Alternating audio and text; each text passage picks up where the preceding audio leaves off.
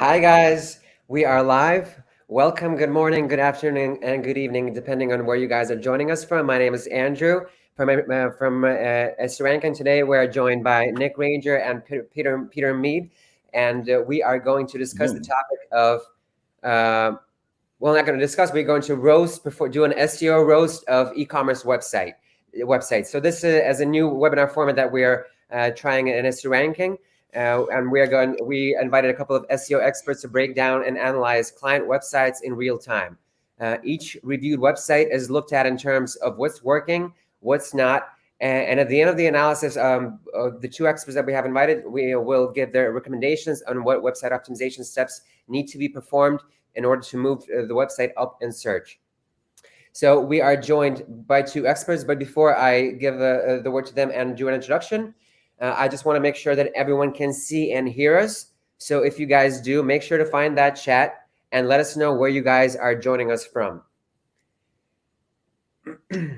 We're in Melbourne, Australia, and it's really nice to be out of lockdown here. Is like the world is shifting and the world's changing. Our little local home here is definitely being able to shift gears and be able to come back out into the open. So that's really nice. But I'm sort of like in a city area. How about you, Peter? Yeah, nice. So it's really great to see Melbourne, the world's most lockdown city in the world, coming out of lockdown and looking forward to actually soon as possible getting our groups back together in a community where SEOs get together and chat and discuss and talk about woeful SEO problems and complain a lot and cry a lot about getting smashed by penalties and things like that. So lots to look forward to, quite exciting, and looking forward to this webinar. I've got a lot of things to kind of roast, roast chili, that sort of kind of thing. Absolutely. So let's light up the grill. I see that the chat can see and hear us. We have people from London, Germany, Madrid, Australia as well, Netherlands, Ireland. So people from all over have joined us. This is great. So let me say a couple of things about our guest experts today. So we have Nick Ranger from Studio Hawk. She's a senior technical lead overseeing the tech team, as well as her senior management role championing innovation, business processes, research and strategy. She's also an international search industry keynote speaker, voted top 202 digital marketers to follow in the world by Search Engine Journal. Nick is also the co-host of SEMrush's Australia's Search Marketing Academy, a brand ambassador for Rank Ranger, host of SEO Collective YouTube, chair of SEO Collective Australia, and the founder of Women in Search Australia. Glad to have you with us. I never. Just senior technical lead would have done really well. I'm about to go as bright orange or pink as the post behind me. Thank you for that. Okay, thanks. Sorry, and we are also joined by Peter Mead. He is a highly experienced, award-winning WordPress SEO consultant. Over the years, Peter has developed a heavy focus on technical SEO and content marketing. Well equipped with a large variety of advanced technological SEO skills, Peter has been involved in the SEO community for many years now and has become known to some as the Godfather. So this is a great privilege and an honor to have you with us. Peter was awarded a Special Recognition Award in 2019 at the annual Search Marketing Awards held at the Sydney Opera House. Peter is well known as a speaker and presenter for several groups, conferences, and events, and is very active in the SEO community. By the way, we want to, guys, to let you know about the SEO Collective, and you are welcome to join it. I'm going to send a link to the chat, so maybe you guys can talk about a bit more about this community that you have SEO in Australia. Excellent. Yeah, thank you, Andrew. Maybe I'll just jump in quickly, and then maybe Nick can follow up. But of course, the SEO Collective, we've been doing. We've been involved in the SEO community here in Melbourne for quite a long time, since probably since the first kind of Penguin updates happened in about 2011, and the group's grown over the years, and we've just really developed a great community. There's a great bunch of people who come together. Of course, things changed during all the pandemic, and we weren't able to meet in person. But as I said earlier on, very keen to figure out a time for us all to get together and have a chat about SEO and have a beer. But now that we've changed the name of it all, so it's SEO Collective, and maybe I'll hand over to Nick Ranger to talk a little bit more about that side of it. Yeah, of course. So, of course, SEO Collective is a volunteer initiative, and with myself, with Peter Machinkovich, with Paula Glenn, with Dan Wilds, Chris Burgess, Pam Meager, James Polidorus, and a host of others, Sidro George, really, really amazing SEOs, PPC experts, and social media guns.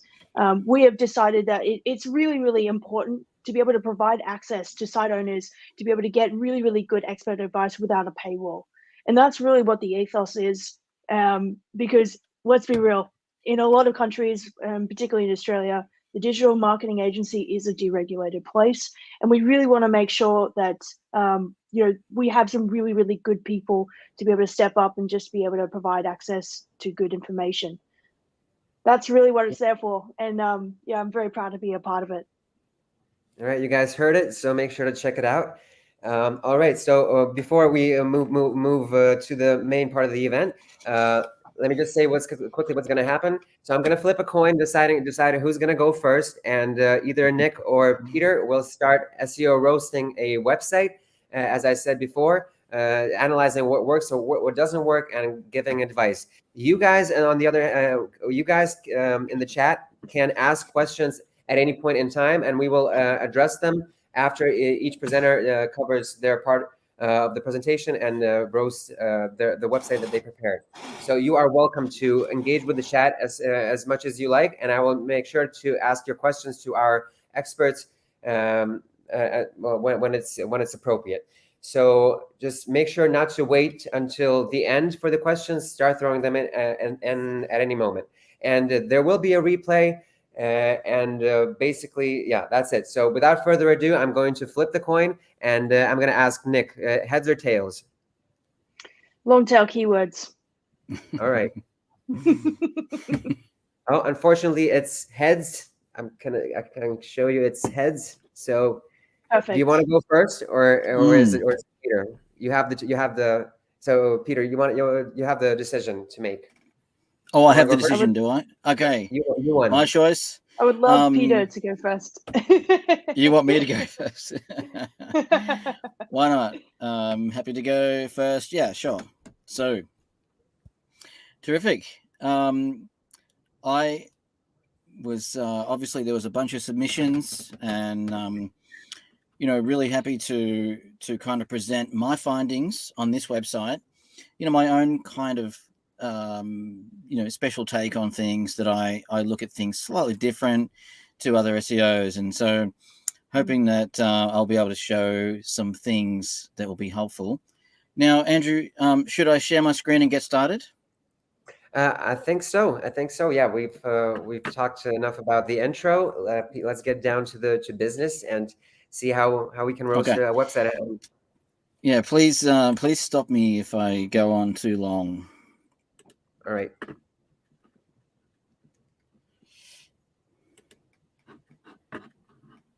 Just, here we go. No worries. How does that look on the screen? Yeah, it's Good. nice. Active. Okay. Is that So yes. Hemsworth? No. Okay, no. Say again, Andrew. I thought that was Chris Hemsworth because it's It looks like him, doesn't it? yeah a bit. Look, It's just Peter on the weekends. Yeah, with my mullet. Yeah. See, as soon as he takes off the hat. Oh, that's why it Uncanny. doesn't come off. No, there's no mullets allowed here, and this is why they call me Godfather, because of this hat, I think. Yeah, it's got much more to do with that. I'm more of a fairy godfather, because I'm so friendly, and this is going to be hard for me to actually roast people. So when I say roast, it might not sound very aggressive, but it does. I do mean it in the best possible way. So this business, soulmotive.com, really interesting. Actually, I found it was a really interesting, because they're a retail, they're an e-commerce site, but they're sort of leveraging a lot of these events and things, and I found that to be a really good mix. Of course, this is a fast live audit. I mean, SEO professionals can spend hours and hours auditing. We depending on the scale of the audit, and in many ways, it's actually the basis of what we do as SEOs all of the time. Is really spending that time doing the analysis, which we put all together and put it into audits. And of course, I did the way I went about this one was I did a few manual checking things manually, but I also ran it through the SE ranking tools and found some very interesting things. So first of all, usually what I do is some visual checks, and starting here with the brand. And so I think this is really important. I think it's possibly overlooked quite a bit too, perhaps from some SEOs, but go in there, do that brand search. It really makes a difference if Google understands your brand and Google knows what your brand is all about, especially, especially because we're talking about things like knowledge graph, and we're talking about Google really understanding your brand. So, I mean, it looks good. It's dominating the SERP, and you can see, quite a lot of results on the screen here. All to do with Soul Motive. The roast, the roast here is. Did that sound aggressive? No. The roast. I'll put it in red. That makes it maybe a little bit aggressive. But the roast here is Google is swapping out the homepage title, as they've highlighted it here, and here you can see where it's Google's putting the brand, it's changing up the title. It's put the brand here and this colon, and then the other descriptions in. So the reason why this is important, and I've got a bit more here about it, is here's your actual title, and it's got Soul Motive at the end. But Google, it's important for a brand search that Google wants to show the brand pages, the brand results. And so if you'll put your brand at the end of your title, it's not, I mean, Google wants that up front. So it swaps it around, changes your title, and puts it in the SERPs that way. So I always say to people, for your homepage, just your homepage, always put your brand term at the beginning of the title. It just helps. It stops Google from changing it up. Take it or leave it. That's the roast I've got for you there. So then the next thing was to, of course, we always do a site search, have a look, put the site colon on there, have a look and see what we got. And of course, this particular search here, where it shows about 1,890 results. I say about because what Google tells you is in its index here on this result is not always completely accurate. But that was actually a few weeks ago when I did that. But something's been changing, and pages look to be dropping out of the index. And that here is, you can see, is about 1660. It's just something to be aware of. What has changed? I mean, I did notice some things changing, and further on in this audit, I'll point out a few more things where actually we can see some things fluctuating. But this is something to be aware of. It's one of the first things any SEO will do is just have a look to see what's in the index. Later on, I found some more things as well, which I'll point out about that. But I think it's a great marketing strategy here. This getting into the events, getting into the community, the Canberra Marathon, the Sandy Point, all these other things. It's a really great way of getting people coming to the website. Of course, it can also go a little bit too far the opposite way, because I mean, the great thing here is that all this stuff, these marathons and everything, are very, very closely related to the actual products. So everybody who goes running is going to need running shoes. They're going to need running shorts, and so it's a great way of getting the brand exposed to people who are into these events. However, it's also, if that's done, if that is the only caveat I'd say here is, if that has been done in a way where it's bringing traffic for the marathons but not bringing traffic for the brand, for the products, then so I guess the key is to, when you talk about it from a funnel point of view, the traditional marketing funnel is that you're getting eyeballs, you're getting the top of the funnel traffic in, and then you want to make sure you have your mechanisms to move it down the funnel towards the products as well. So I wouldn't be forgetting about that. So next thing I did is to just simply open up the SE ranking and to just go through the process. It's quite simple. Go through it, just drop that website URL in there and add that project in. And it came up and suggested a bunch of keywords. So I thought, well, just to keep it quite contained for this very short live example, is just to work on 5 keywords here. So I've selected those 5. And that's good because I can use those for examples throughout the rest of this discussion. And then, of course, I've just made it simple again and chosen the Google Australia as the search engine. But it is advised, here you can add more search engines. So if you're going to go into this and do a big thorough effort, I would definitely say put as many search engines in there, being all of the other locations, every other search engine that's relevant.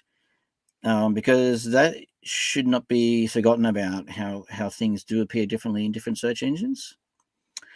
And so what does a search look like for a keyword? And here's one of the keywords that we chose, and it's the Brooks running shoes.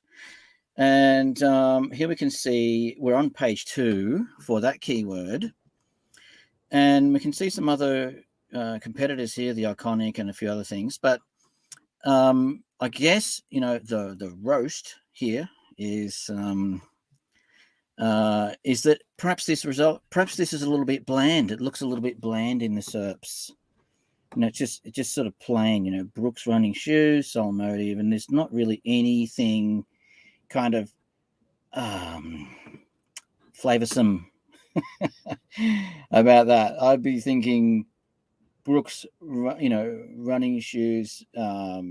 Figure out how you can put some flavor into that.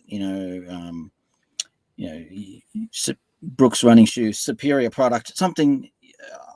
Somebody, the wordsmiths do this work, but you probably need to change this up a little bit, because I guess you're just looking at something that's a bit bland there.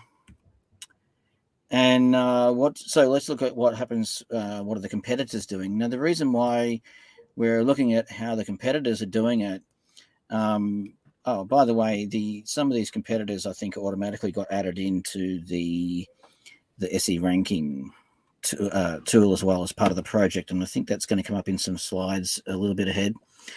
So we can learn from this, right? So we can look at what they are doing, and is it a bit more flavoursome? Is there a bit more? How can we look at what they're doing and see if we can improve as well? Just get some learnings from them. So here we are, still adding the project in, and I'm skipping the Google Analytics and the Google Search Console because I don't have access to that. But normally it's very, very recommended to do so. Please make sure you have a Google Search Console account set up and active, and that you understand how it works and connect it up to your SE ranking project as well as your Google Analytics, and perhaps avoid GA4. Ooh, I don't know, that someone might not agree with me, but I'm not having any luck with that one. I'd rather prefer the anyway, let's move on. And SE ranking is crawling, so I've added the project. It's crawling away, and just seems to go, I've set it up so it's very thorough. It's crawling, and I can see here it's quite thorough what it's doing. And so back while that's crawling, I've gone back to the search engines and looked at a few different products, started Googling around, getting more specific here, right? Because I'm looking at it thinking, okay, I want to buy myself some 2XU products because I'm going to get out and start getting fit and run a marathon. So I know exactly what I want. So I've entered that into Google search, but here I can see straight away there's an issue because I've got a duplicate result here. There's a duplicate. So what ends up happening is that's a roast. You've got a product variation, and it's just coming up. But really, the only thing that's different here is the color that I could see. So we see here that's just the color. However, there's enough difference on the pages that Google thinks they're different products because you've got different photos and you've got a different couple of things on the page. So, and besides that, it's the URL and everything. It's just not enough separation. So it is a common thing with product variants that this happens. But I would be thinking, it's worth figuring out a way to deduplicate that so that at least in the SERP it looks like, you could say a different color or something, to add something into here to make it really actually a bit more unique. So anyway, the crawl stopped, and it did its crawl and found. So here's the results after the crawls happened.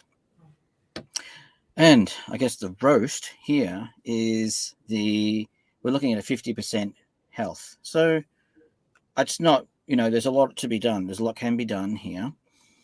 Of course, we always need to be a little bit cautious. What does 50% actually mean? And, it's not just a number to sort of throw out there.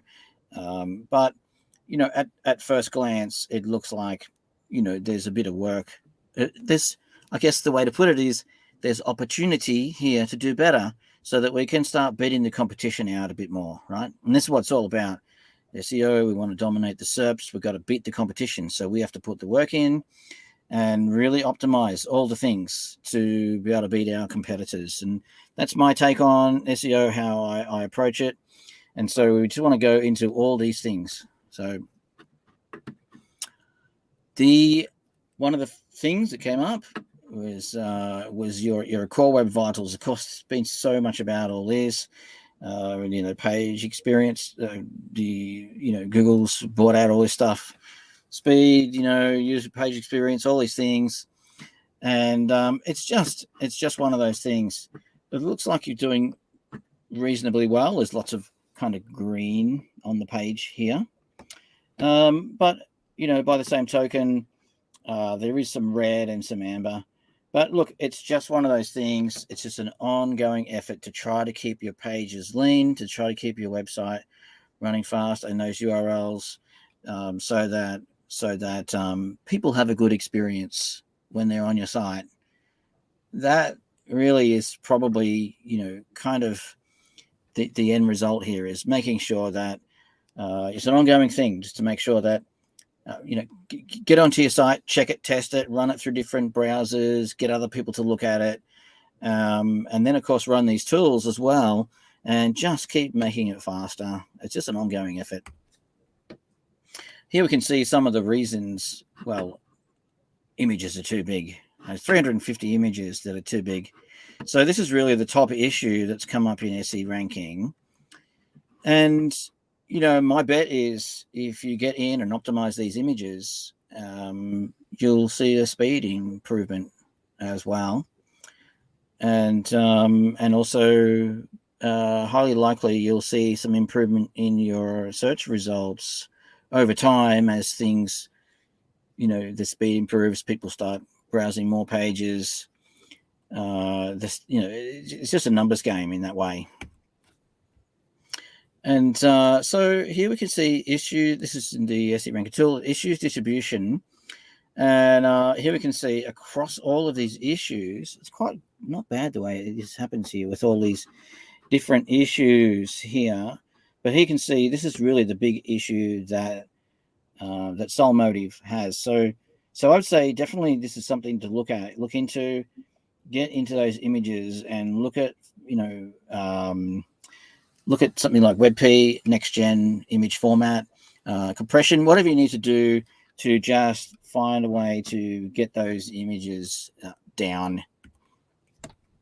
Of course, we're getting on to, we need to talk about indexed pages, because URLs, it's a big deal, right? So what we're looking at here is, which I found when I was digging through the SE ranking results, and I guess the roast here is there's quite a lot of few pages here that are not indexed. And of course, if you remember, we did the site command and we could see there's about 1,600 or 1,800 pages, but here we can see there's stacks, 4,687 pages that just are not indexed. Now, why? Maybe that's valid that they shouldn't be indexed. And we can also see there's a bunch here that are non-canonicalized as well. Some are blocked by robots, and many are non-canonical. So definitely look, I can't tell from this short audit, I can't go into all the details of why are those pages not indexed, because that's going to take, an SEO to do some analysis to dig into all of that. But it's definitely worth looking at. For a start, is why are those URLs there and why are they not indexed? And if they're not indexed, should they be or shouldn't they be? That kind of thing. Here we also see some evidence of some possible keyword cannibalization, and this is kind of a bit of a doozy. It can get you. So the roast here is look at your structure, and are you focusing on the same keyword for multiple pages? And if you are, find out what is your, figure out your page hierarchy, and do some internal linking, figure out the structure, and really drive those internal links to your definitive page for that keyword. And here we can see across here the next issue, which I can see here. I just went back and I did another site and, search and started scrolling around, looking around. And I'm looking at this. So the roast here is the why is there a test page indexed? I'm like, oh, that's strange, but it actually has all the information here, like an about us page. And so it looks like someone's created a test page, but it's exactly the same. So the test and the about. So it's just a complete duplicate, but they're both indexed. And here we can see not only are they indexed, but it's actually referencing canonical here as well. So, of course, the roast here is that the About Us page actually is one of the most important pages on many websites. But, Google's looking at that stuff and people are reading it to figure out if they're going to spend money with you. And so we definitely don't want this sort of thing duplicated in the search engines. So here again, looking a bit of competition, and this is I've dropped it in, had a look. And here you can see more evidence of, we can see some of these competitors here. Look, I've just chosen these competitors, just plucked them out based on what I saw from, deeper competitor analysis would be required. But just at a top level, you can see actually competing quite well for those 5 keywords. And however, you can still see that evidence there of that fluctuations up and down, which we think is to do with the cannibalization. But here again, we can see the roast here is some of your call money keywords, but you look at these, here we can see the Canberra Marathon, you're ranking number 1 for that, and your competitor's not ranking anywhere for that, which makes sense because they haven't got it on their site. But for these other keywords like Nike running shoes and Brooks, that kind of thing, my advice would be double down on optimizing those pages and really figure out how, what is your definitive page for your Brooks running shoes, and then build around that, the structure around that, and then branch out, silo around that, but branch out and have your internal linking structure working for you in that way. That's all I got. Great. Thank you. Thank you, Peter. Nick, Hell do you yeah. want to add anything from what you saw? I think there's a lot of really, really great questions that's come in here. So I might let the questions sort of dictate the direction of it. Okay. So we have one question from Anastasia.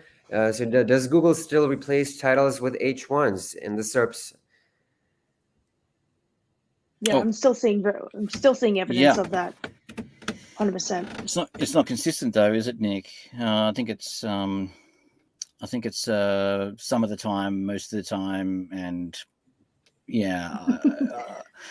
I don't know what the pattern is. Have you figured out what the pattern is when it decides to do it? In any instance, like Google always points to quality as the reason why they ignore some of the things that we're wanting them to take as the signals for these pages. In a lot of instances, I kind of have to reverse engineer the logic. Like, why would they decide like, oh, we're going to use H1? Well, it makes sense. That's the experience that most people like. Yeah, they'll make a decision, they'll click on it, but as soon as they click on it, they are scanning through those pages, they're looking at it to be able, basically make sure that it matches their whole search intent. So it makes a bit of sense that maybe the H1 now has been taken as the title tag, and everything else, going onto that whole page experience. Maybe that's where the logic comes through. So if ever I've seen instances of that, that is one of the first things that I want to be able to look at. For the keyword that we are wanting to go after, for the target keyword, what is Google presenting to us in the SERP to say, like, does this match the, the informational, the transactional, commercial, navigational kind of intent that matches in the SERP and what you're wanting to go after? If it doesn't, then maybe we need to pick something else or make the content better. Yeah, relevant to the search term, right? And relevant to what the person is searching for as well. Yeah. So okay. Let's move to the next question from Carlo. Please talk about facets and filters, and in particular, how to save the crawl budget or how to better rank search pages. Thank you. Oh, crawl budget. This is one that you and I have talked a lot about in recent history. Yeah. So facets and filters, that look, Nick and I have worked together on this kind of thing quite a bit. And crawl budget, yeah, absolutely. So look, perhaps I mean, you could talk this, it's quite a bit in it, but what I would say is have a think about what are the kinds of things that Google wants to crawl, and everything that's a hyperlink, Google wants to crawl it. So everything that's kind of a clickable element, Google wants to crawl it.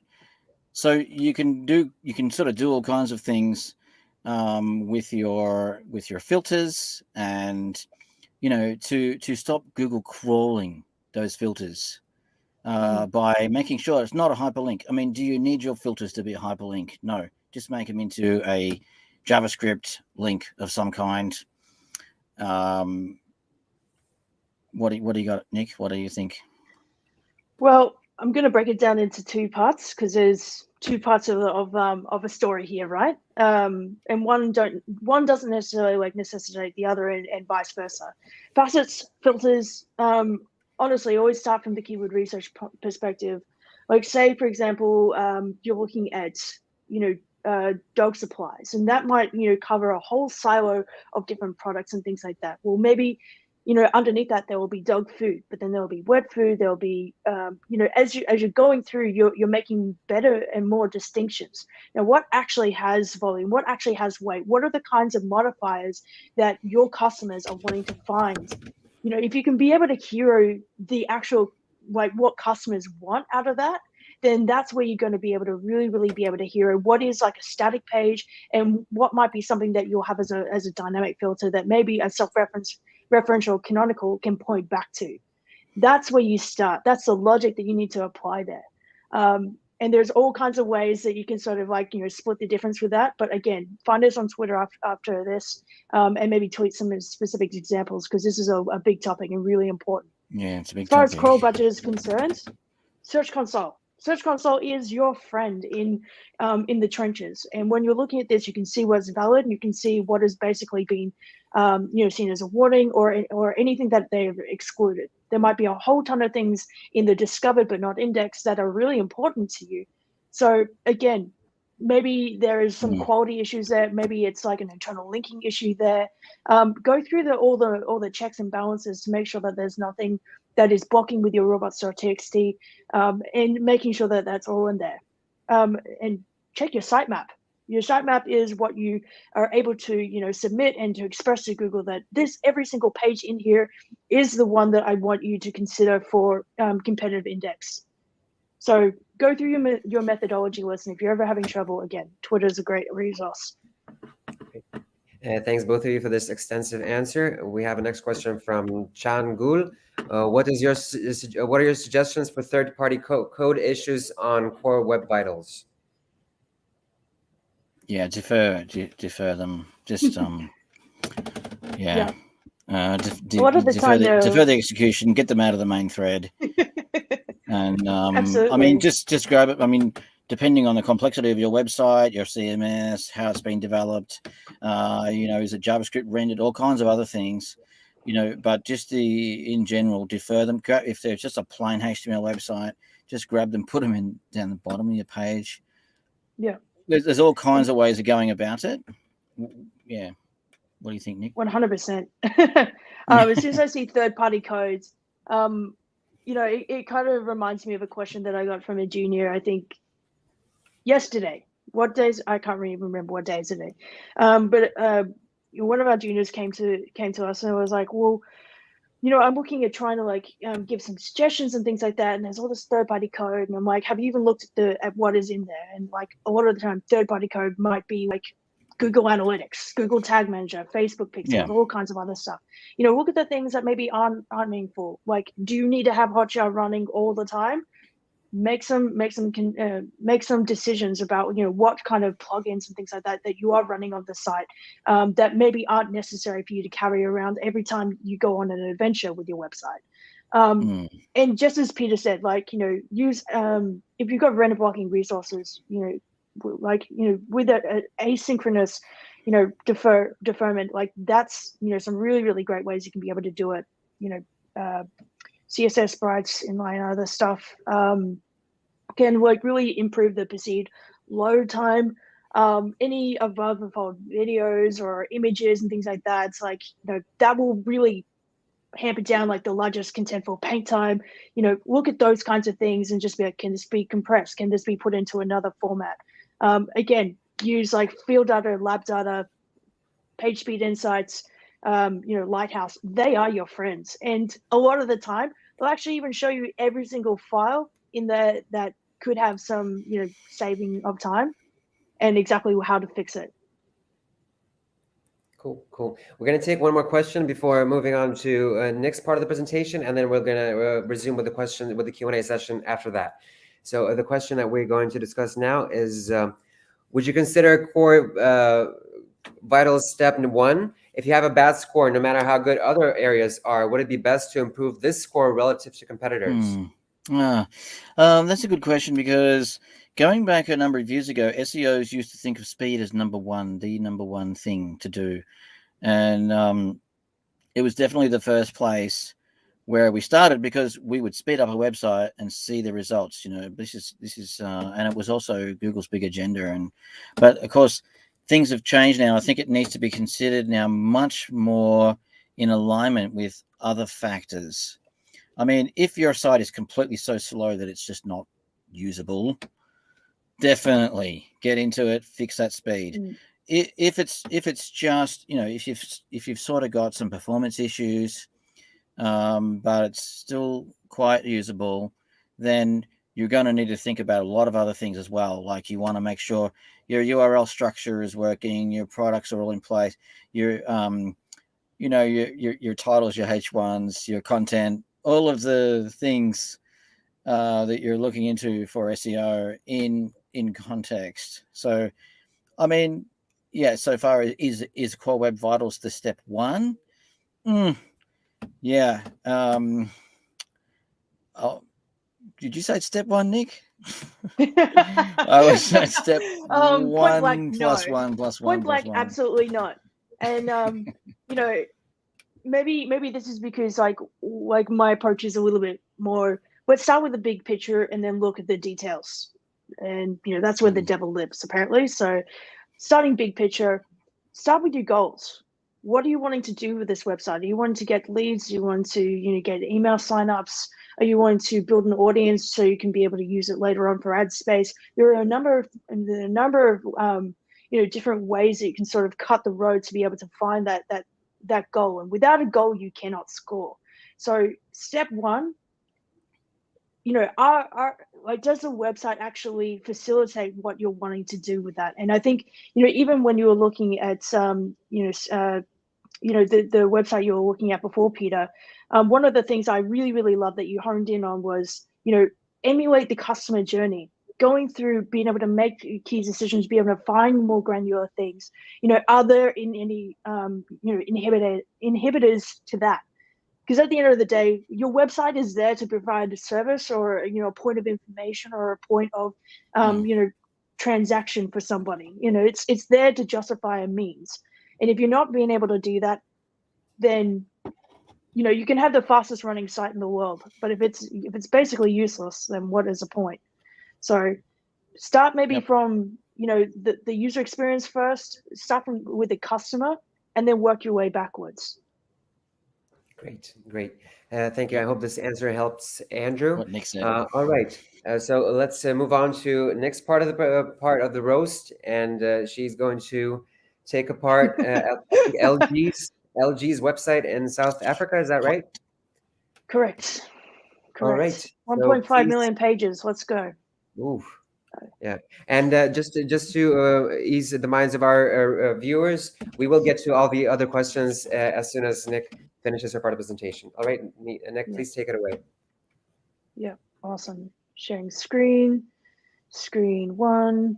Okay, so I'm gonna go a little bit on the road, off the road with this one, mainly because I can never stick to it, and I'm getting some internet issues on my end. So there is, and you can see it there. There is a title page to this, but it's not going to show any images. So I do apologize, but thank you very much, SEO Ranking, for this opportunity. Thank you everyone for coming here and seeing what we have to have in store. I'm just going to get rid of all this ad subtitle stuff. Oh, reload. Great. Come on, internet. Let's go. All right, I'm going to get straight to the bones. All right, so like I said at the very start, I'm in Melbourne, Australia, and I've never worked on a South African site before. It's my first run at it, and it was really, really fun. But the thing that I want to kind of know right at the start is, okay, like when I'm looking at a website in a different country, like what is the platform? Like where am I playing it?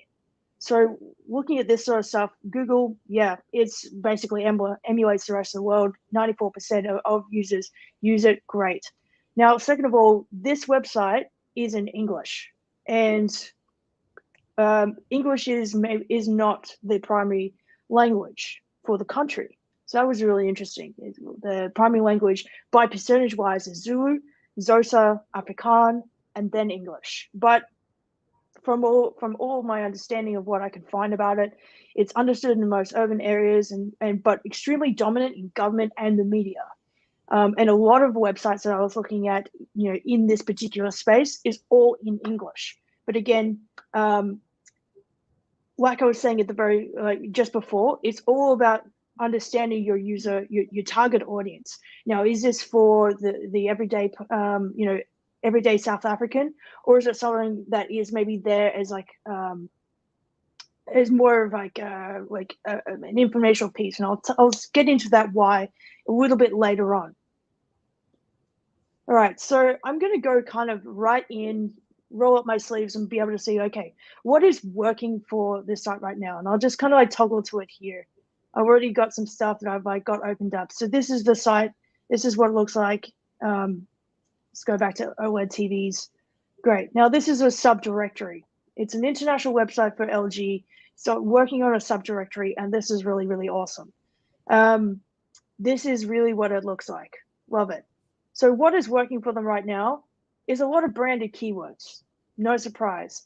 Like when we're looking in the Serps and things like that, we're hoping to find brands and yeah, they rank all #1 and they've got a lot of traffic that will go through from that. That's great.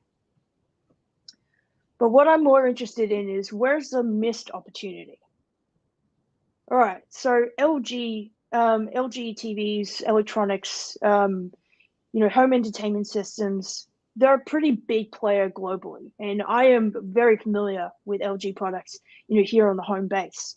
And one of the things that I was immediately struck by was that I could not find smart TVs, a page dedicated to smart TVs. And yeah, they rank for it.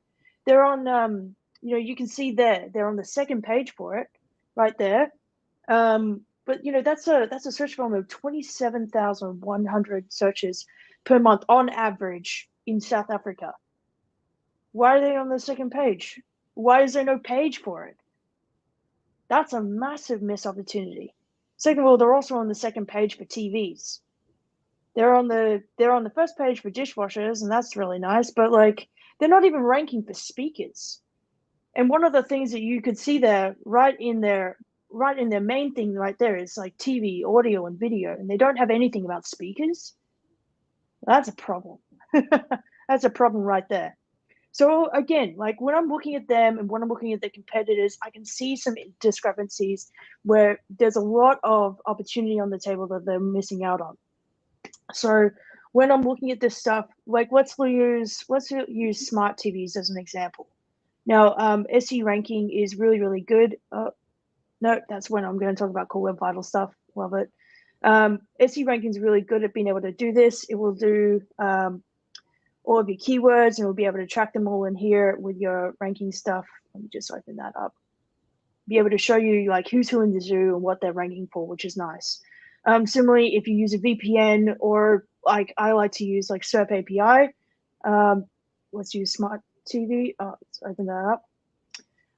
I like, serpapi.com. This is also really, really good. It can be able to show you in South Africa, what is populating in the Serps right now. And when I'm looking at the word TV, what are the top performers in here? I've got Hi-Fi Corp, I've got Take a Lot, I've got Game.co, I've got no, I can't say that, but that one there.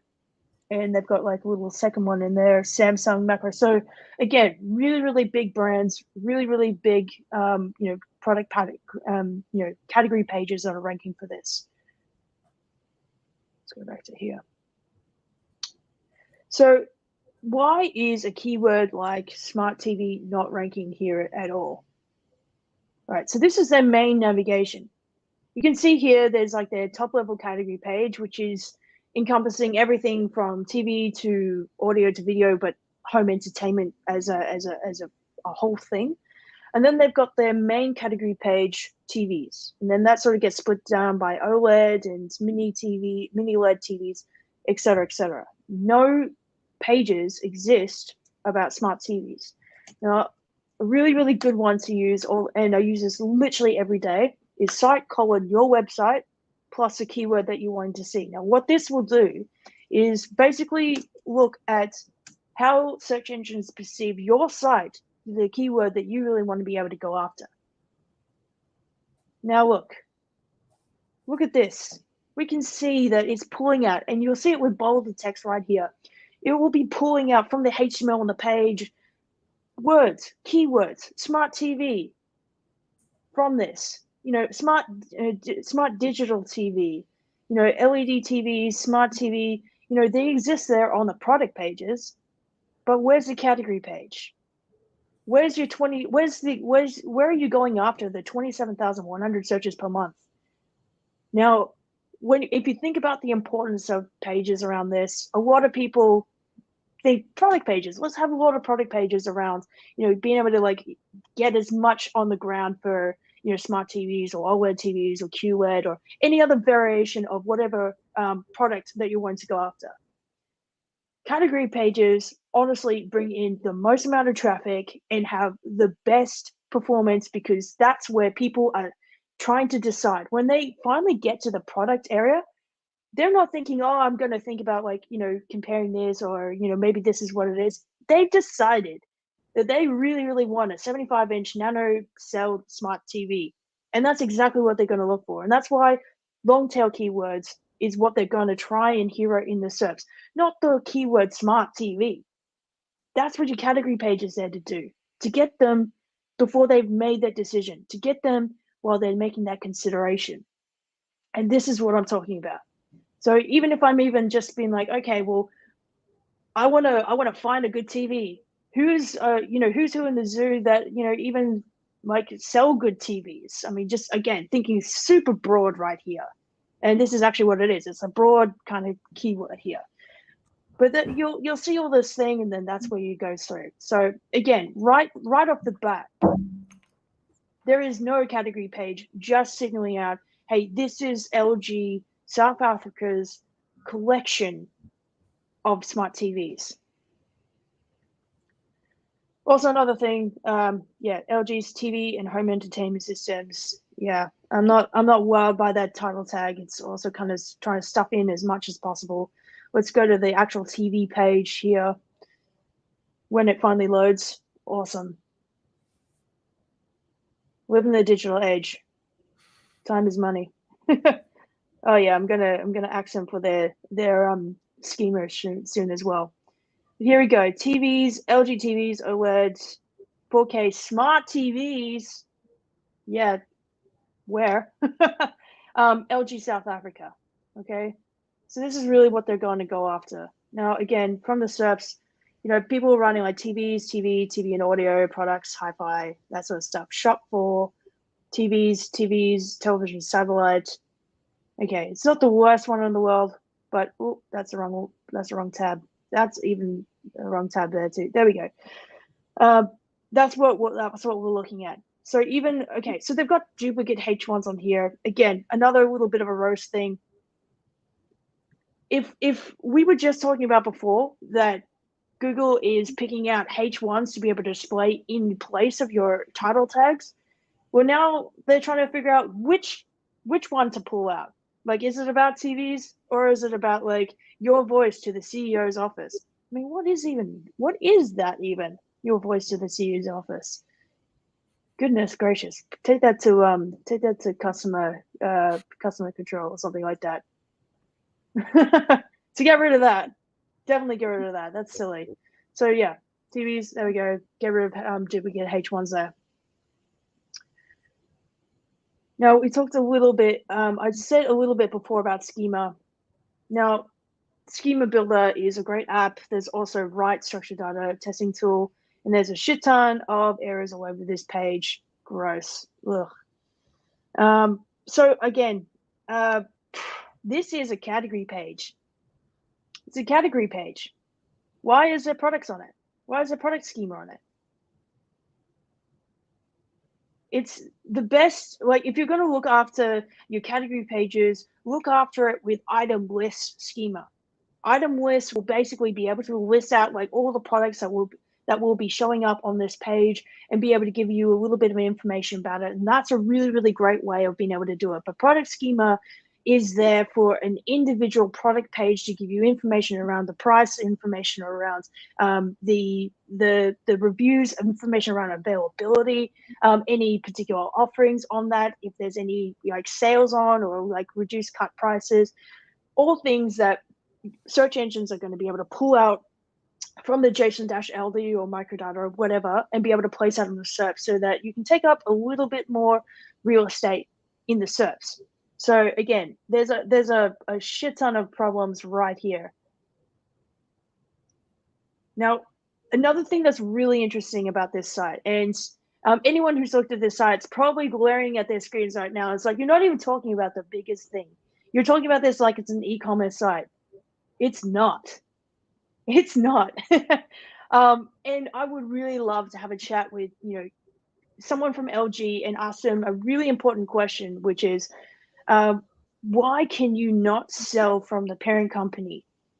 Like, I get that a lot of companies like LG and Samsung and Sony and all kinds of other people have distributors that do that heavy lifting for them. But you're a company. You make things. Why not sell things to the consumer? Like what's the problem here? Like, obviously you reached out, you wanted to get some SEO help. Why can't you sell the products? I've just got that question. But here, look at this stuff, right? Now, LG, QNED, yeah, I can barely read that. Again, text over images, I'm not a big fan of. But, here it's basically a comparison website, and where to buy it and all that other stuff. Yeah, you can be able to add to compare, you can be able to do all that sort of stuff. But let's see if it's going to do it. Where to buy. I'm just going to click on that. And there's waiting for doubleclick.net. Again, third-party tool. Yeah. So now I'm doing that, and we can be able to find it online and then look. Now, here's all of those competitors that were showing up in the SERP before. Takealoff.com.za, Hirsch, the one that I can't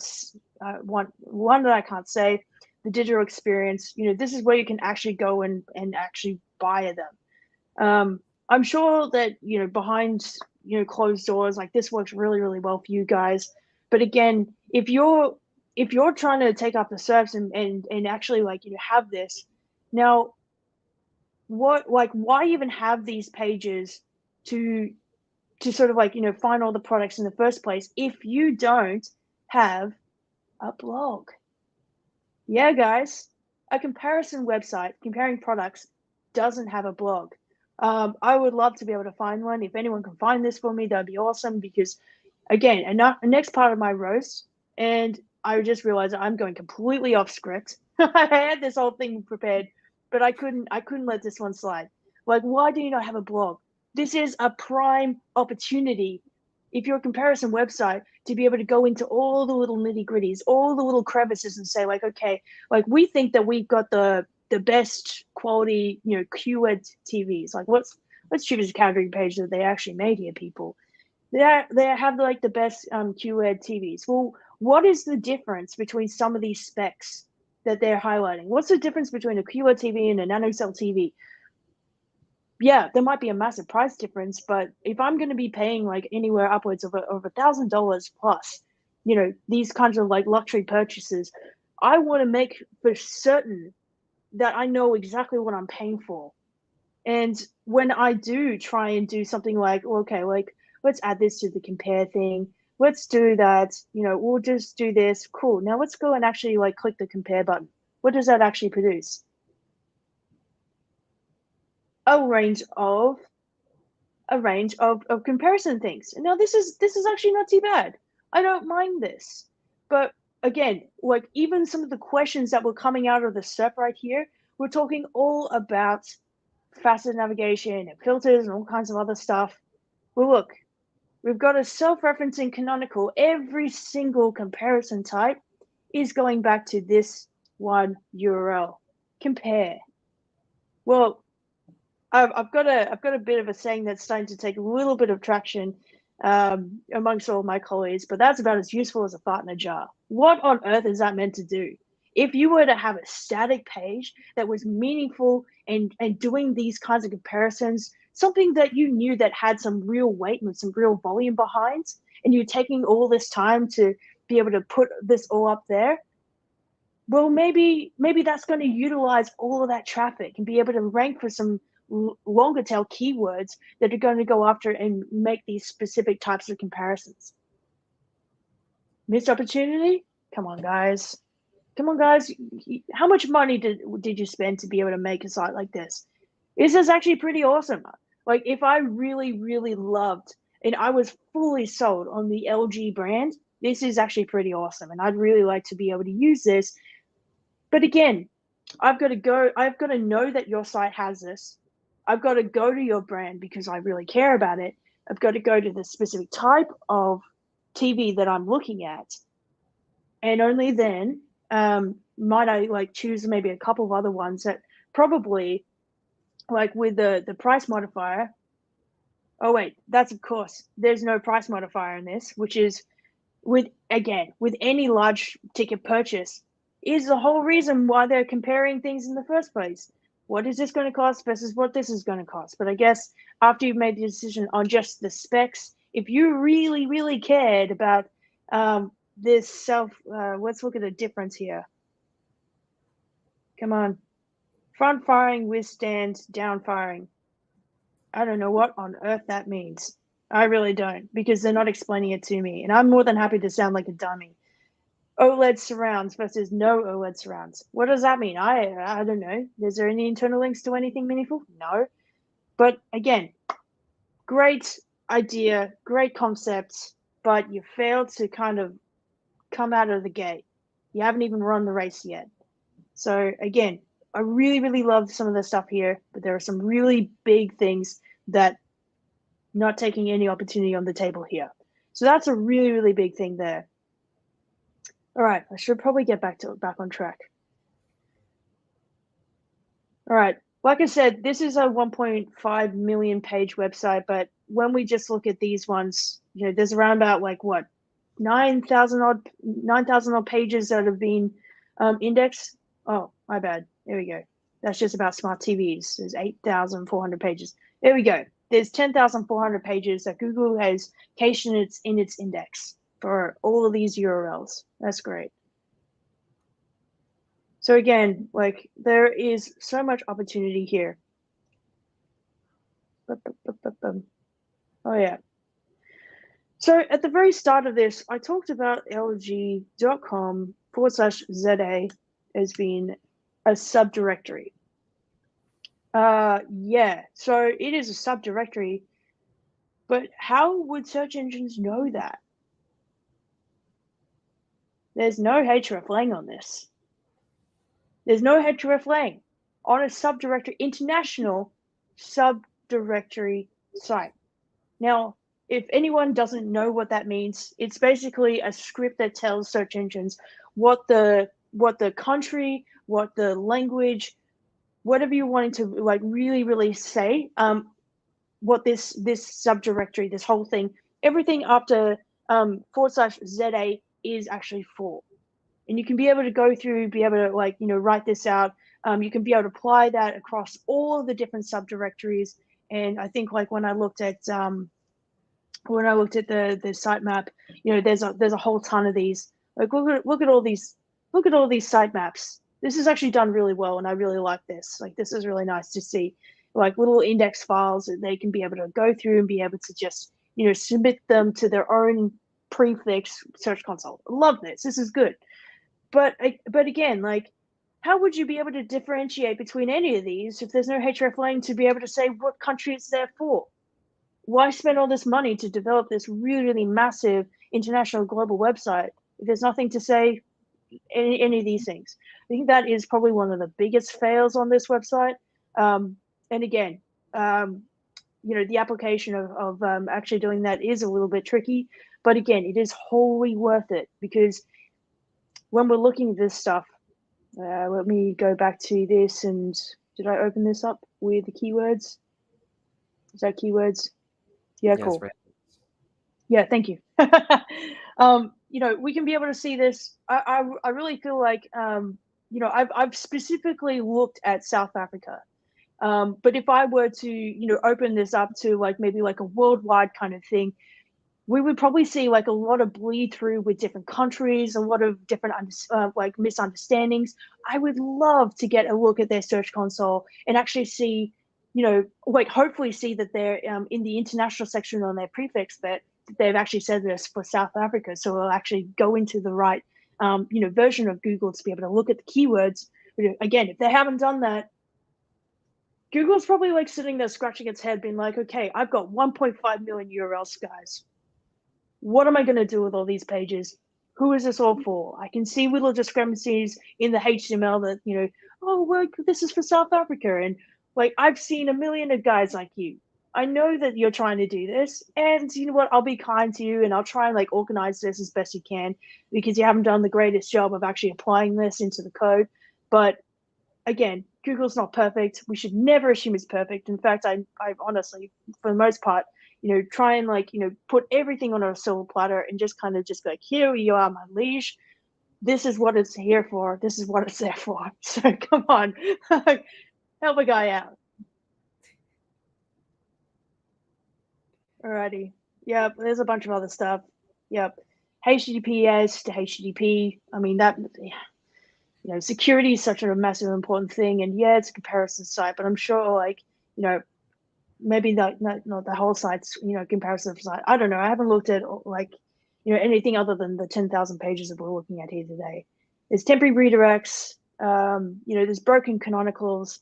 There's incorrect URL formats on this. There's, again, missing hreflang stuff. There's invalid structured data, as we can see there with like product schema and offer things, kind of all like displaying errors. There's a lot of stuff. There's a lot of stuff on here that's kind of not great.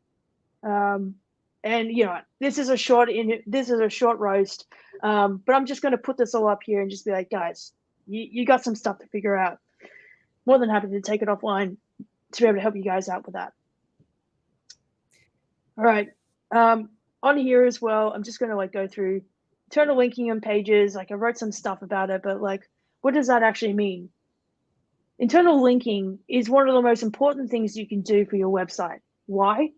Because it shows what pages are the most important from a crawler's perspective. Like, how do crawlers go through and be able to find anything? They're following links on your site to new and other pages. And like, they've got a crawl budget. They're only going to follow, the pathways so long along the maze that they can't see or guided by the sitemap, for so long. So what we can really do to be able to help them, to be able to find our most important pages, is add some good internal links. Now, again, I'm going to go back to TVs because I know this one really, really well because I work with one of the biggest, I guess the distributor here in Australia.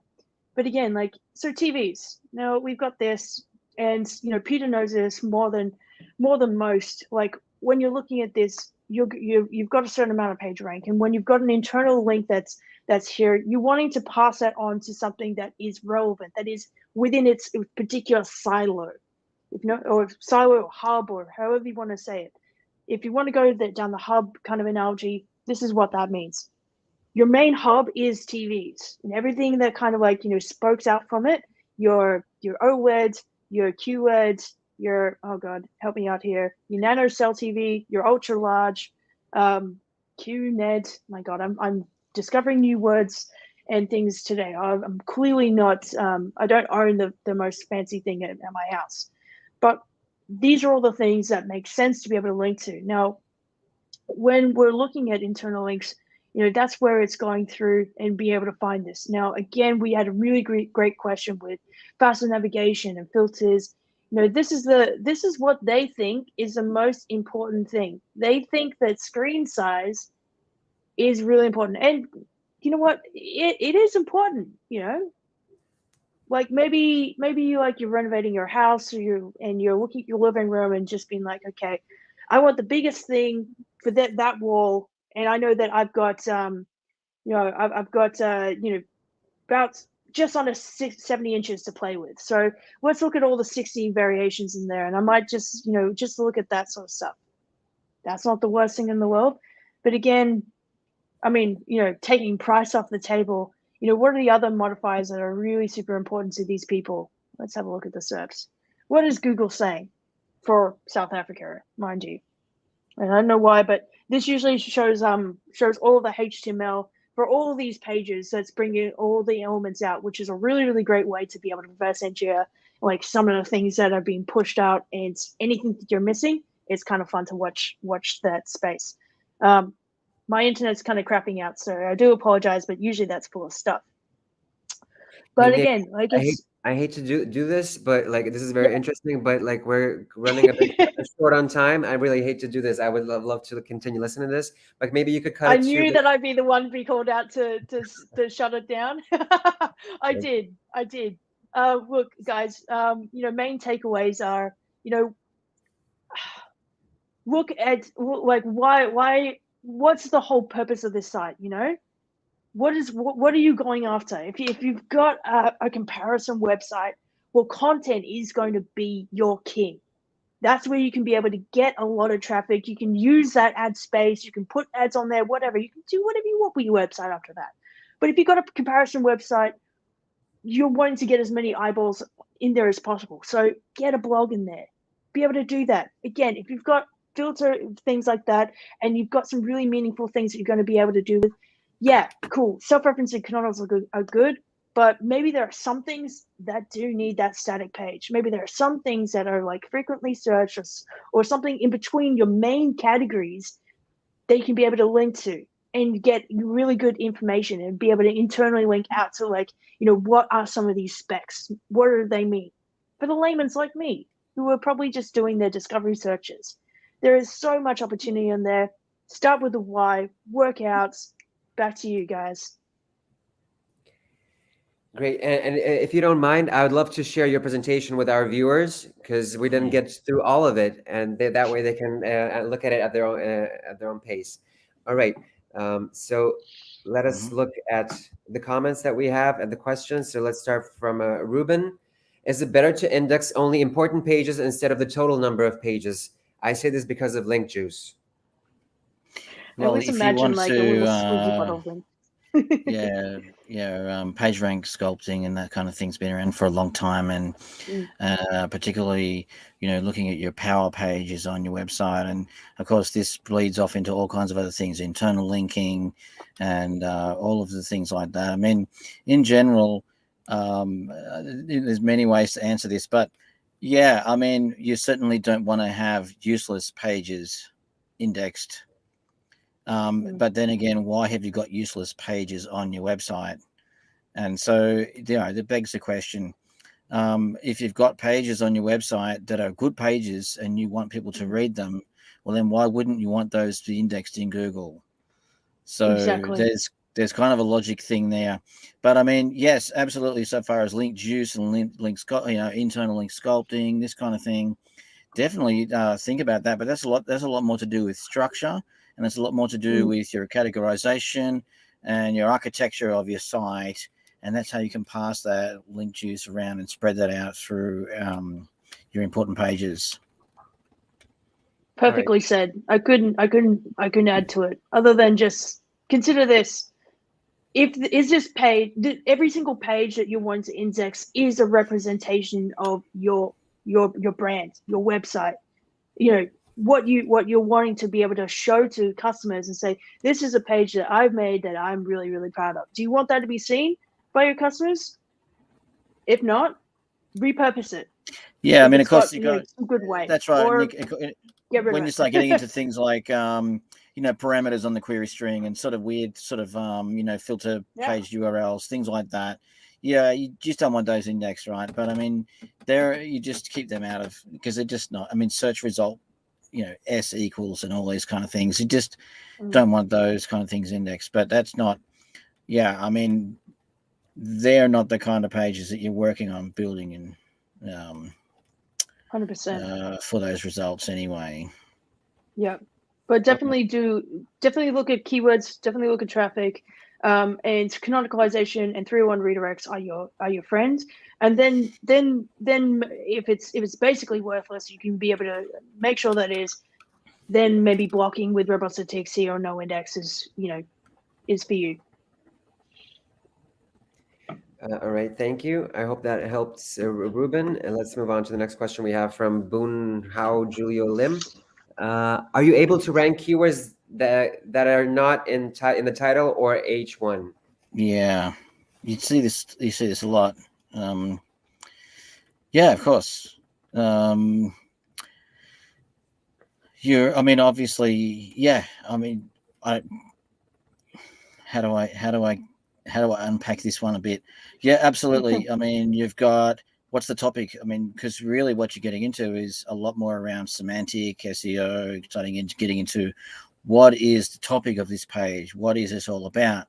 And if you've got a page that's getting much more into, what are the things versus the strings? What are the things on this page? What are we talking about?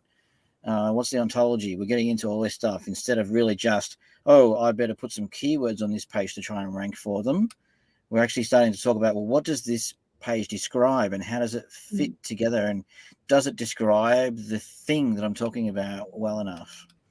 And 100%. so you can rank for keywords that aren't even on the page anywhere at all if you've described the thing well enough. So yeah, that is 100% correct. And I actually just reminds me to maybe just do like a humble lovely plug to Dixon Jones, who just released his new book, Entity SEO. I picked up a copy and it's a great read. really excited to read that one because it just came out. But you're 100% right, Peter. I mean, when you're looking at the pool of keywords, that any site ranks for, there's going to be more keywords that it like just universally might rank for that any third-party tool or that Search Console sort of indicating that then it has pages. And if every page has it's title or H1 equivalent, well then obviously there's going to be a lot more context that gets built into a search engine's understanding of what you represent. Now, again, for exactly what Peter was saying, there is a really important science that is behind it. But just maybe put really simply, again, don't get too focused on specifics and really start from the user again. And then make it really nice and logical. Have clear headings. Have paragraph text that is short, succinct, and it makes sense, and it's not using too much jargon. Dot point things. Make it really nice and explainable, and be able to see that. If you're going to be able to do that, then you can look at the quality signals that are going to be able to help you with that. And then again, just chipping away, because SEO is a long-term game. Okay, thank you guys. We have the next question from Nadezhda. What's the best pagination setup? Self-referencing canonical tags on every page or a canonical to page one? Or do you have some other recommendations? Well, there's lots of ways of going about this. And I think it depends on the scenario. Of course, actually, we talked about this quite a bit within the team over at Studio Hawk, and we dived into some different scenarios. Look, I think if the pages, I mean, self-referencing canonicals is fine if you've got. It depends on what's on those pages. If those pages have the content, if they're unique and if they work, then do it that way. Otherwise, absolutely set up your canonicals to page one. That can work as well. Or you can actually build. Patrick Stocks has got another way. Actually, he's got a great tweet about this, and I really love the way he went into this, because there's other ways you can do this. Why not build a page and have that as your canonical page? Right. So anyway, there's lots of ways of going about it. What's your most standard way of going about it, Nick? What would you do? Well, whenever I see self-referencing canonical tags, I always think that they're necessary for every site. Just right off the bat, to be able to have something universal, every single page on a website to have them. So any variation, anything that sort of like dynamically changes the URL, it can kind of be neatly just wrapped up in there and be able to point back to it within reason. The one that I was talking about before with the comparison page, like dynamically changing it and putting it back to like / compare and then any other variation. There might be some things that would warrant to have those static pages. So again, a case by case reason, but I'm pretty sure that Google has publicly said that they prefer to have self-referencing canonicals be applied to websites. I think even like when in Yoast are quoting it. So even Yoast like making like every time you even just install that plugin onto WordPress CMS, which is like 30% of all websites and things like that, they automatically apply self-referencing canonicals. So I think they're really, really important ones. But again, everything has it depends answer, and because of that, it really goes on case by case, and that's the thing. And yeah, I love the Patrick Sucks shout out. Yeah, it's great. It's a great explanation. There's many ways of doing it, and yeah. All right, we're gonna take 3 more questions, guys, and then finish this off. Let's see. The next question we have comes from Anastasia again. Let me bring it up on the screen. Yeah, because Nick was using a lot of different plugins, and the question came up. What are your favorite browser plugins that you use for SEO? So people want to know. Yeah, awesome. Well, I think I just said it. Yeah. Yoast is great.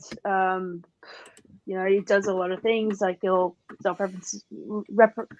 provide self-referential canonical tags across all your pages and make that nice and clean and easy.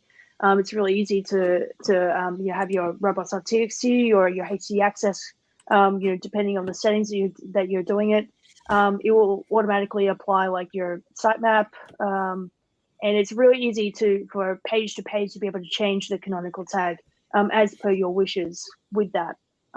They're really nice. Schema stuff, I really am liking Smart SEO on Shopify, mostly because even though it's like $9.99 per month or something like that, you'll have like itemless schema for category pages that I mentioned earlier. So that's really, really nice to be able to make sure that those things are, just looked after. And, there other ones don't necessarily like have those kinds of like, idiosyncrasies in there. If you're not someone who likes to program them from scratch. I took this a little bit differently. I was talking about Chrome. I looked at this and thought that it was Chrome plugins, Chrome add-ons. Oh, Are we because it says browser How long you got? plugins, which I mean, I guess you can read that as being website plugins or but man. I'm looking at that as Chrome add-ons or extensions. And I'm going to say, just run through a couple. I'm just looking at my list that I've got. And I've got a tool called Web Developer, which is really nifty just for quickly identifying JavaScript issues and things like that. Also, View Rendered Source, which is another one really good for just seeing the difference between the rendering. Of course, the Google Tag Assistant, we use that all the time. The Structured Data Testing Tool is another one. I'm also using SEO Minion, and what else can I say? I've got a scraper plugin here. Oops, and I've got Redirect Path. That's a great one, and NoFollow Simple, which is an older plugin, an older sort of extension, but you turn it on and it just highlights all the nofollow links on any page. It's really handy. And there's a few here. Lighthouse, of course, right? Yeah.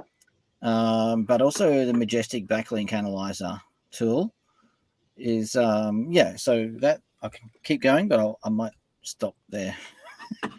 No, I love that. I agree with all those. The only one that I would say, because I look at JavaScript sites all the time, is React Developer Tools, and another one, Roblox Exclusion Checker.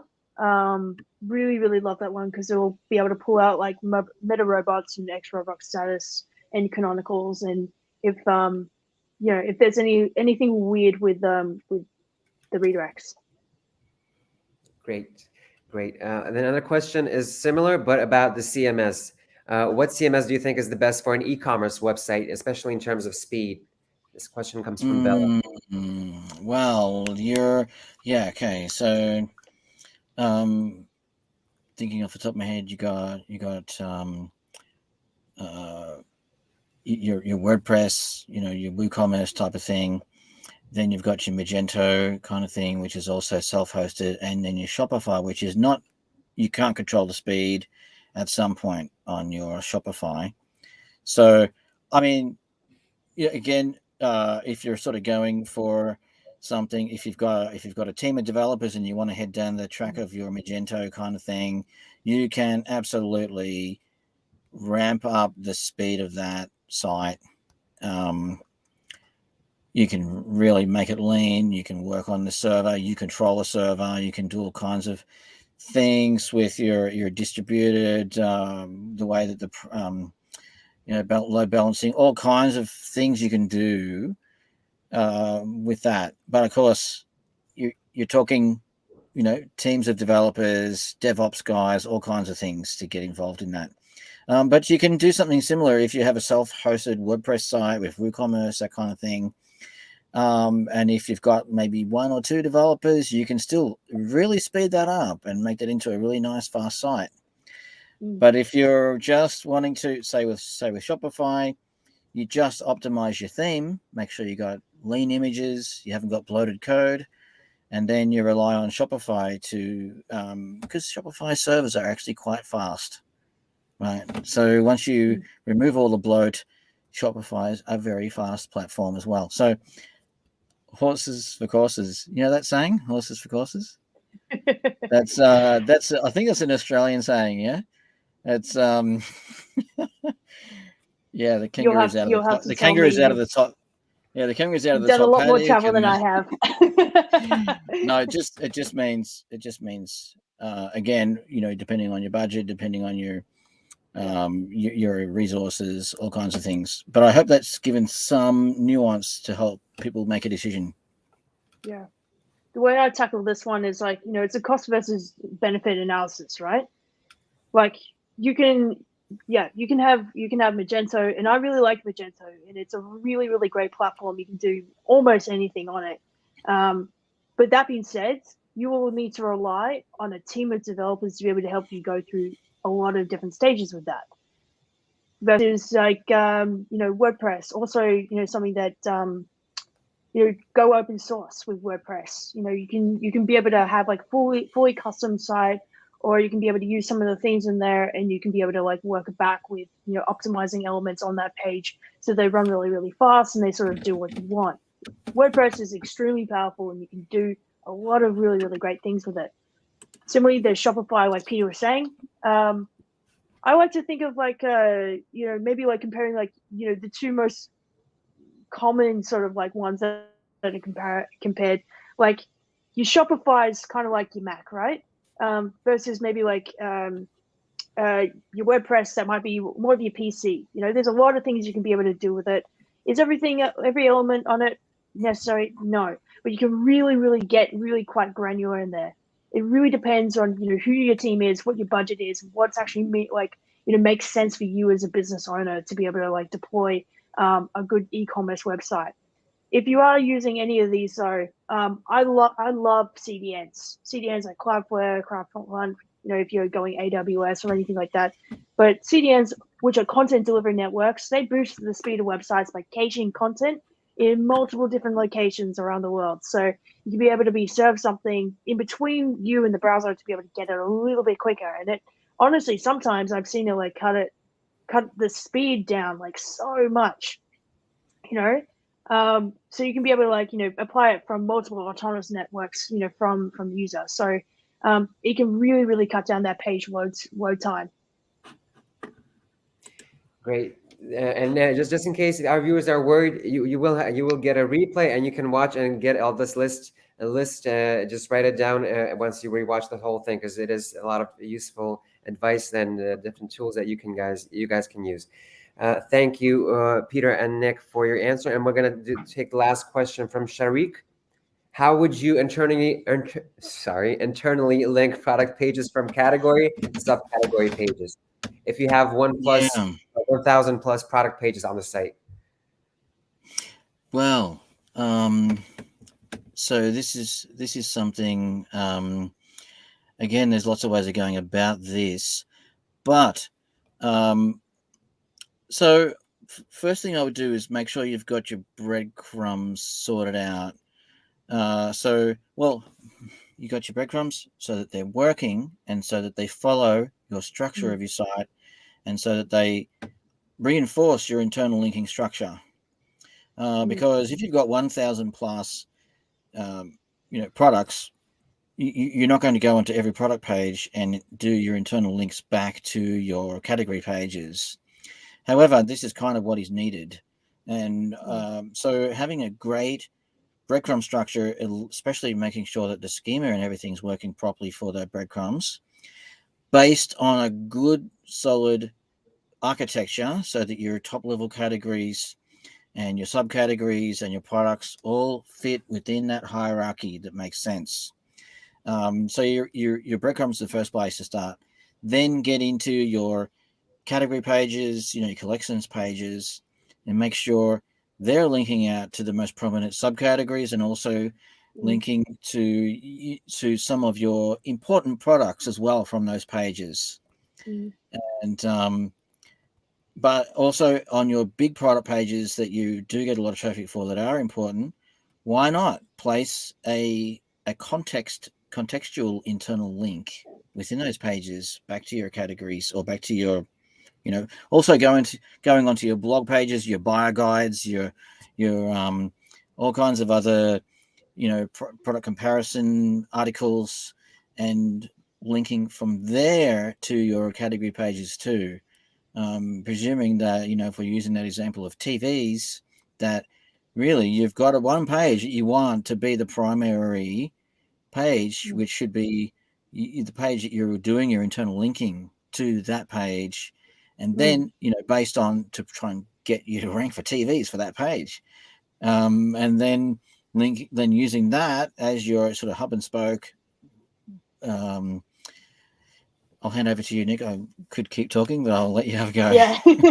No, I was really loving it. And I'm probably going to just basically tack on to what you're saying, but obviously you've got a good idea. You've got 1,000 products, right? And you've got a top level category, and you might have done some keyword research and say like, okay, the top level category has X amount of searches, search volume per month. And now I'm breaking down this, and now I'm like starting to split it out with my subcategories. This is really great. Tags are what we use to be able to make sure that the products, are populating those subcategory pages in a way that is meaningful. I used to have a bit of a rule of thumb, 4 or more, or sometimes, in some instances, it was like 3 or more products. If there's 3 or more products that can be able to be split out from that, then maybe that could be a really, really good subcategory product to be able to go after for that. If there is like some meaningful granularity that has some search volume around that. So tags are a really, really great way to be able to start looking at a big list of things and breaking it down into smaller chunks, be able to do that. Now, there are all kinds of things you can do with related products, which is a really, really great way of, again, using those tags to your advantage to say like, okay, you've now clicked onto this product. Here are like, your related ones. There are now like internal links you can be able to point around and be very helpful for the user. Having those ones there will be really, really helpful. When you're looking at, how would you internally link product pages from the category, subcategory pages using Algolia, SearchSpring, or any other like main sort of like, category, product organizer, is a really, really great way to go, because they make suggestions for you based on what you've got in there with the each of those different SKUs. So that can be really, really helpful as well. But again, start from the keyword research. Have your main category be able to, basically broadly cover everything within that whole hub of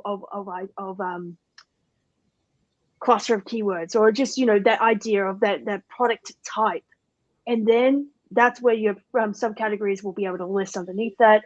Use like the content in the above fold, and maybe even have like a couple of internal links embedded into the content of that, linking to that related one within that hub. And that's a really, really good way of being able to make sure that on all kinds of different fronts that you've been able to do that in addition with your breadcrumb schema. Yeah, we actually have a follow-up on this in the context of tags. How would you solve all the problems that tags cause? So by producing a ton of pages. Yeah, well, not every tag page is going to be useful, because I think and Yoast does this. Like, it will ask you, hey, do you want to be able to like uniquely index all of your tag pages? Well, unless you've been able to like build them out as like something there and meaningful, it's just going to be like index below, or it's going to be like they're going to start to ignore a lot of these pages. Most of them are dynamic. Do you need them? A lot of the time I'll go into Yoast and basically just say, like, you know what, just turn it off. Like, let's not even bother with these pages. If you like, get a cascade of all of these different, like, I think it's like underscore tag and then / and then whatever tag variant there is, chuck all of those into, whatever tool that you want to be able to look at to be able to see like the organic traffic or any keywords that are being populated on that, and see if it's kind of been in there long enough to get some traction. If it has, maybe like you should like, again, talk to an SEO or your developer about, making these pages really interesting, or making them into a new subcategory page if you don't already have that, and then redirecting it, or just been like, you know what, we're just going to turn off anything towards indexing those pages. So again, tag pages can be really useful, but most of the time they're just there. They're just going to index bloat the crap out of your site. All right, great. Yeah, we went over time, but I was totally Sorry. No, it was totally worth it. It was interesting, and I'm glad we had questions. So we're gonna finish it here. I want to thank everyone for joining us. I want to especially thank Peter and Nick for being our guest experts today and sharing their experience and expertise. Just because we had a couple of comments in the chat regarding new events, roast events. So yeah, just subscribe to our channel or just set to our newsletter, and we will let you know as soon as we have our next webinar where we're going to roast an e-commerce website. And I'm just going to throw into the chat and a reminder to the SEO Collective community that you guys can check out and join if you want to. Plus, we have an extended free trial of SEO ranking that you can check out and take advantage of the website audit tool. So thank you again for being here, and I hope everyone enjoyed it. And yeah, stay safe. And thank you so much. Thanks everyone for your time. Thank you, SE Ranking. Find us on Twitter and check out SE Ranking. Woo. Cool. Bye.